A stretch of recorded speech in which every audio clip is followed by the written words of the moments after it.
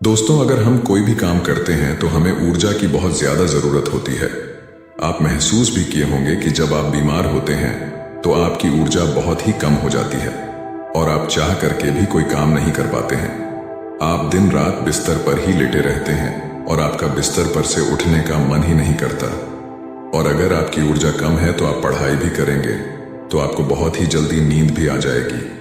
आपका पढ़ने लिखने का मन बिल्कुल भी नहीं करेगा और किसी भी कार्य में भी आपका मन नहीं लगेगा। आपको बहुत ही जल्दी थकावट लग जाएगी। इसलिए शरीर में ऊर्जा का होना बहुत ज्यादा जरूरी होता है। जिस इंसान के शरीर में जितनी अच्छी ऊर्जा होती है वह उतना ही चुस्त, दुरुस्त और फुर्तीला होता है। उसका शरीर उतना ही अच्छे तरीके से काम करता है। लेकिन जिस भी व्यक्ति के अंदर ऊर्जा की कमी रहती है उसका मन बहुत ही निराश और हताश रहता है। वह चिंताओं में डूबा रहता है। उसका कोई भी काम करने का मन ही नहीं करता और उसे तमाम तरह की बीमारियां जकड़ लेती हैं। इसलिए शरीर में ऊर्जा का होना अति आवश्यक है। मित्रों, आज के इस वीडियो में हम ऊर्जा बढ़ाने के तरीकों के बारे में आपको बताऊंगा, जिसे जान और समझ लेने के बाद आप खुद अपने अंदर की ऊर्जा को बढ़ा सकेंगे और खुद आप तरोताजा महसूस करेंगे। आपके शरीर के अंदर फुर्ती आ जाएगी। तो मित्रों, इस वीडियो को छोड़ करके कहीं जाइएगा नहीं। मित्रों, प्राचीन समय में नर्मदा नदी के किनारे बसे एक आश्रम में रोज की तरह गुरु अपने शिष्यों को तरह तरह की विद्याएं सिखाया करते थे। कुंडलिनी योग से लेकर के ध्यान करने तक वह सारी विद्याएं अपने शिष्यों को सिखाया करते थे। उन्हीं शिष्यों में एक निर्मल नाम का एक शिष्य था जिसका व्यवहार अन्य शिष्यों से बिल्कुल अलग था। उसके शरीर में ऊर्जा रहती ही नहीं थी। वह हर समय थका थका सा रहता था। एक बार की बात है, गुरु रोज की तरह अपने शिष्यों को ज्ञान का उपदेश दे रहे थे। उपदेश के बीच में ही निर्मल को नींद आ गई और गुरु की नजर अचानक निर्मल पर पड़ गई। फिर गुरु को गुस्सा भी आया। गुरु डांट कर बोलते हैं कि निर्मल, तुमने रात को ठीक से सोया नहीं था क्या, जो तुम्हें अभी इसी वक्त नींद आ रही है। निर्मल घबरा गया और वह तुरंत नींद से जाग गया और फिर कहने लगा कि गुरुवर, माफ कीजिएगा, मैं रात को भी सोता हूं, फिर भी पता नहीं क्यों मुझे हर समय नींद आती रहती है। ऐसा लगता है कि शरीर में जान ही नहीं है। मैं बहुत जल्दी थक भी जाता हूं, चाह करके भी मैं कुछ कर नहीं पाता। गुरुवर, मेरा पढ़ाई में भी बिल्कुल मन नहीं लगता। मैं तरह तरह के उपाय भी अपनाता हूं और फिर भी मैं सफल नहीं हो पाता। हर समय ऐसा लगता है कि हमारे शरीर की ऊर्जा को किसी ने छीन लिया है।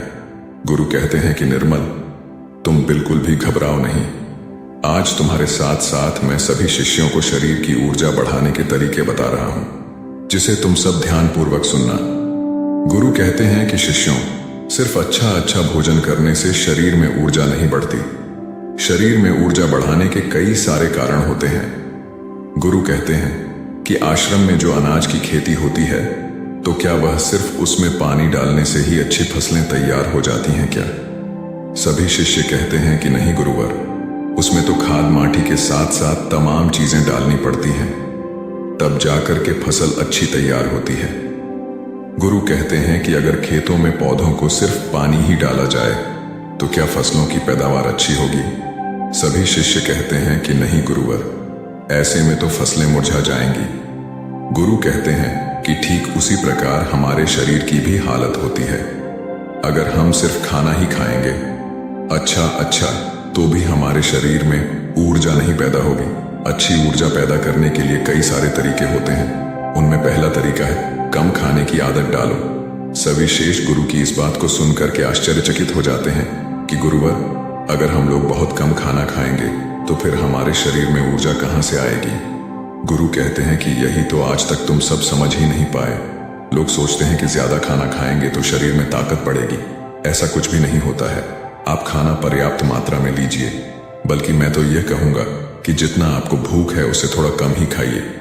इससे क्या होगा कि जो आपके शरीर की प्राण ऊर्जा है वह भोजन को जल्दी से पचा देगी और जो बाकी ऊर्जा बचेगी वह आपके शरीर की टूटी फूटी कोशिकाओं की मरम्मत करने में मदद करेगी। इससे आपके शरीर की प्राण ऊर्जा को आपके शरीर की देखरेख करने के लिए बहुत समय मिल जाएगा। और आप जब खाना पर्याप्त मात्रा में लेते हैं, बहुत ज्यादा खाना नहीं खाते हैं, तो आपका शरीर हल्का रहता है। और जब आपका शरीर हल्का रहेगा, खाना बहुत अच्छे तरीके से पच जाएगा, तो बाकी लोगों की अपेक्षा आप बहुत हल्का और ऊर्जावान महसूस करेंगे। गुरु कहते हैं कि जो लोग ज्यादा खाना खाते हैं उनके शरीर की सारी ऊर्जा सिर्फ खाने को ही पचाने में लग जाती है और कई घंटों तक तो उनका खाना पचता ही रहता है और ठीक से उनका पाचन भी नहीं हो पाता। पेट उनका भारी भारी सा रहता है। लेकिन जो व्यक्ति कम खाते हैं उनका पाचन बहुत ही जल्दी हो जाता है और फिर बचे हुई प्राण ऊर्जा शरीर की टूटी फूटी कोशिकाओं की मरम्मत करती रहती है। ऐसे लोग बहुत ही ऊर्जावान महसूस करते हैं। तुमने अजगर को तो देखा ही होगा। अजगर खाना खाने के बाद कई घंटों तक या यूं कहें कि कई दिनों तक यूं ही अस्वस्थ पड़ा रहता है। उसके शरीर की फुर्ती ही चली जाती है। ऐसे ही हम सबके साथ होता है। अगर हम ज्यादा खाना खाएंगे तो हमारे शरीर की सारी प्राण ऊर्जा पूरे दिन रात सिर्फ उस खाने को पचाने में लगी रहेगी। लेकिन अगर हम खाना पर्याप्त मात्रा में खाते हैं या जितना हमारी भूख है उससे कम खाते हैं तो हमारे शरीर की बची हुई प्राण ऊर्जा हमारे शरीर की टूटी फूटी कोशिकाओं की मरम्मत करने में लग जाती है। गुरु कहते हैं कि पहले तो तुम सब यह करो कि जितना तुम्हें भूख है उससे थोड़ा कम खाओ और आज से ही इस रहस्यमयी तरीके को अपनाना शुरू कर दो। इसका असर तुम्हें 1 हफ्ते में दिखने लगेगा। गुरु कहते हैं कि दूसरी बात जो तुम सबको याद रखनी है हमेशा ऊर्जावान बने रहने के लिए वह ये है कि पौष्टिक भोजन खाओ। गुरु कहते हैं कि अधिकतर लोग तो सिर्फ पेट भरने के लिए खाना खाते हैं। उन्हें लगता है कि उनका पेट बस भर जाए तो सब ठीक हो जाएगा, तो ऐसा बिल्कुल भी नहीं होता है। आपके शरीर को विभिन्न प्रकार के विटामिन्स की जरूरत होती है। अगर आपके शरीर को पर्याप्त मात्रा में विटामिन्स नहीं मिलेगा तो धीरे धीरे आपका शरीर कमजोर पड़ने लगेगा।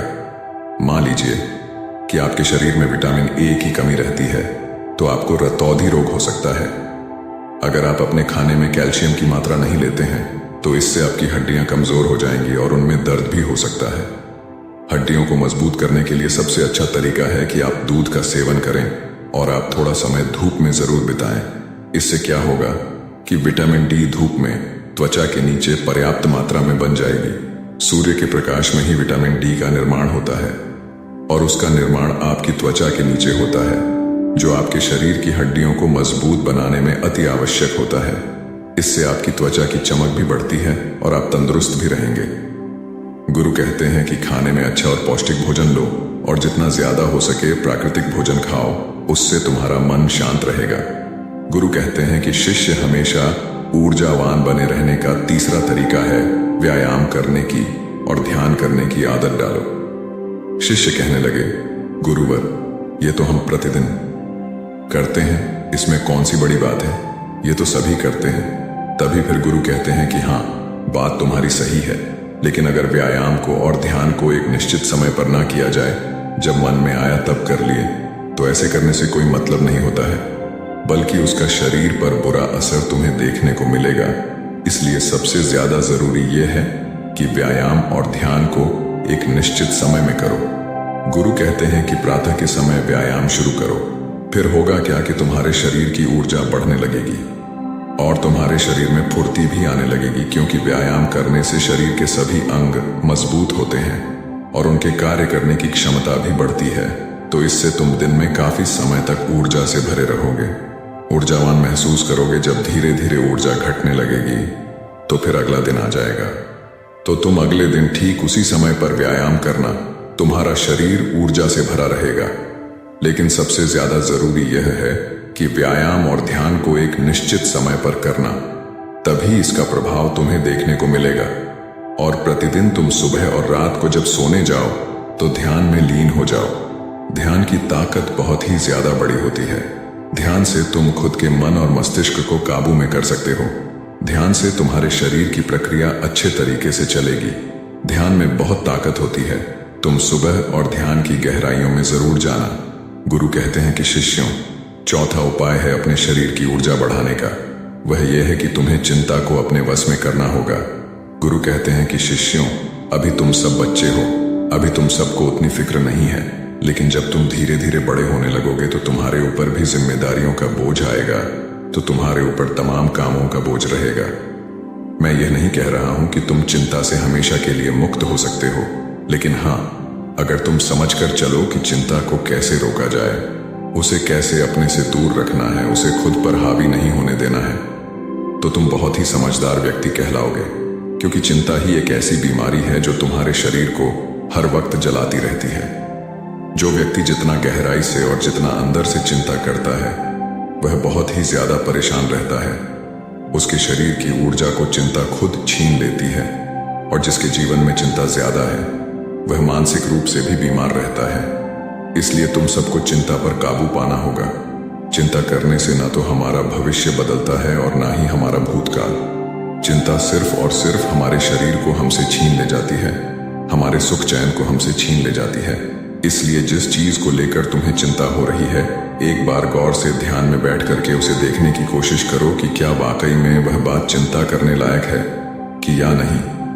तब तुम पाओगे कि तुम 70 से 80% तो चिंता बेफजूल की बातों को लेकर के सोच रहे हो, जिनका कि वास्तव में कोई मतलब नहीं है। जिस भी बात को तुम जितना ज्यादा पकड़ कर रखोगे वह बात तुम्हें बहुत ही ज्यादा सताएगी। इसलिए जो हो रहा है उसे होने दो, क्योंकि अगर तुम्हारा शरीर स्वस्थ रहेगा, तुम ऊर्जावान बने रहोगे, तो तुम चिंता से भी निपट लोगे। इसीलिए शिष्यों, अगर तुम्हें ऊर्जावान बने रहना है तो चिंता को अपने काबू में करना होगा, और इसके लिए आप प्रतिदिन ध्यान और व्यायाम की क्रिया जरूर शुरू करो। गुरु कहते हैं कि हमेशा ऊर्जावान बने रहने का 5वां नियम है, समय की गति के अनुसार चलो।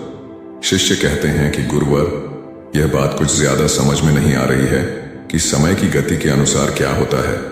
गुरु कहते हैं कि जब सुबह होती है तो चिड़ियां चहचहाने लगती हैं, पौधों के फूल खिल जाते हैं, पत्तियां हरी भरी हो जाती हैं, वह भी सूर्य के प्रकाश में अपने भोजन का निर्माण करने लगती है, कलियां भी खिलने लगती हैं और चारों तरफ पेड़ पौधे ऊर्जा से भर जाते हैं। इसी प्रकार तुम्हारा शरीर भी होता है। अगर सूर्य निकलने से पहले तुम नहीं उठते हो बिस्तर से तो तुम्हारे शरीर की ऊर्जा कम होने लगती है। प्रकृति के साथ खुद को तालमेल बनाकर चलो। जब सूर्य उगता है उससे पहले तुम सब अपने बिस्तर से उठ जाओ, और जब सूर्य अस्त होने लगता है तो उस समय भी तुम सब सोने चले जाओ। अगर तुम सब सही काम को सही समय पर करते हो तो तुम्हारा शरीर हमेशा ऊर्जावान बना रहेगा। जो व्यक्ति आलसी होता है, सूर्य निकलने के बाद उठता है और रात भर जागता रहता है, दिन में सोता रहता है, तो उसके शरीर की ऊर्जा छीड़ होने लगती है।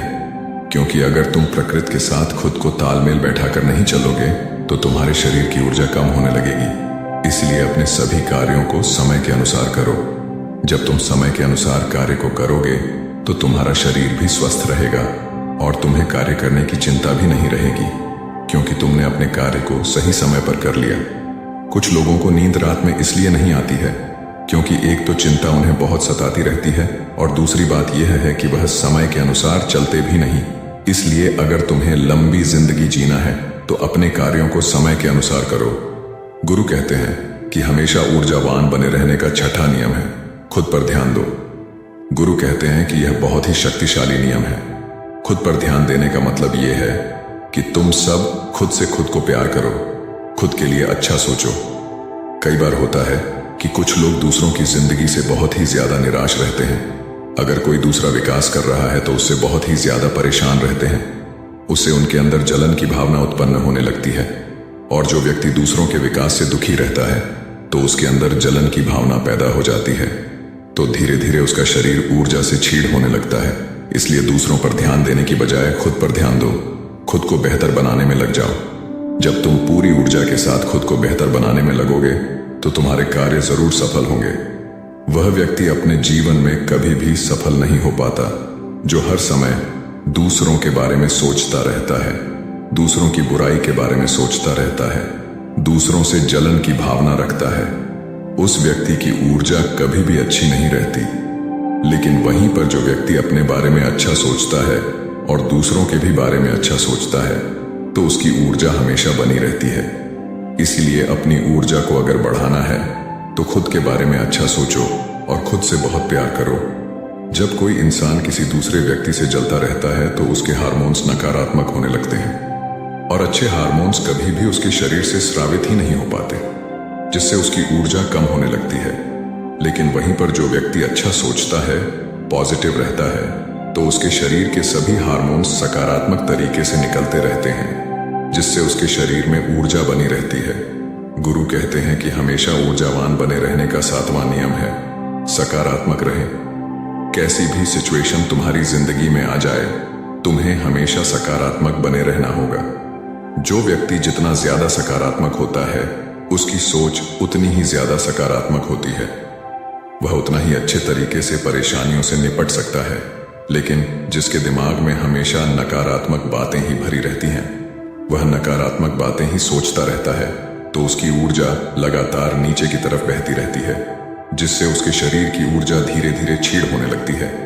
लेकिन जिस भी व्यक्ति के अंदर सकारात्मक भावनाएं पैदा होती हैं, सकारात्मक बातें वह सोचता है, तो उसके अंदर की ऊर्जा ऊपर की तरफ बहती है। और जब ऊर्जा ऊपर की तरफ बहती है तो वह किसी भी कार्य पर, किसी भी तत्व पर बहुत ही अच्छे तरीके से सोच पाता है। और जब वह किसी कार्य को करता है तो उसमें वह सफल जरूर होता है। इसीलिए शिष्यों, हमेशा सकारात्मक बने रहना बहुत ज्यादा जरूरी होता है। जरूरी नहीं कि हर पल आप सकारात्मक ही रहें, लेकिन अगर आपकी सोच सकारात्मक है तो आप तमाम तरह की मुश्किलों से पार पा सकते हैं, मुश्किलों को अपनी जिंदगी से हरा सकते हैं। इसीलिए सकारात्मक सोच के साथ आगे बढ़ने का प्रयास जरूर करो। गुरु कहते हैं कि शिष्यों, यह 7 नियम अगर तुम सब अपना लेते हो तो तुम्हारे शरीर की ऊर्जा कभी भी कम नहीं होगी। हमेशा तुम ऊर्जावान बने रहोगे और निर्मल। तुम तो मेरी ये 7 बातें आज से ही अपनाना शुरू करो, और अभी से, ताकि तुम्हारे शरीर की ऊर्जा ऊपर की तरफ बहे और तुम सकारात्मक सोच सको। जब तुम्हारे शरीर की ऊर्जा ऊपर की तरफ बहेगी तो तुम्हें नींद भी समय पर आएगी। हर पल तुम्हें नींद नहीं आएगी और तुम्हारा शरीर ऊर्जा से भरा रहेगा।